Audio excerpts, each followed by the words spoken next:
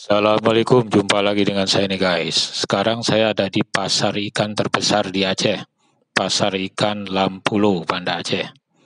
Nah, suasananya seperti ini nih guys, ramai ya, selalu ramai setiap hari. Nah, jadi kalau kita ingin membeli ikan segar dalam jumlah banyak, sebaiknya datang ke sini nih guys, di pasar ikan Lampulo, Banda Aceh.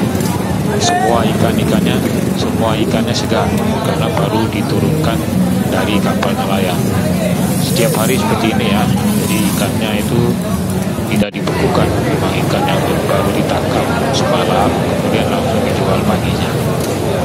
Jadi di sini ada banyak jenis ikan, ada ikan tongkol, ikan sardin, ikan bandeng, kepiting, udang rebon, dan macam-macam. Pokoknya kalau memang ingin membeli ikan dalam jumlah besar, sebaiknya datang ke sini nih guys. Nah, jadi harganya murah, ikannya juga segar. Lokasinya di jalan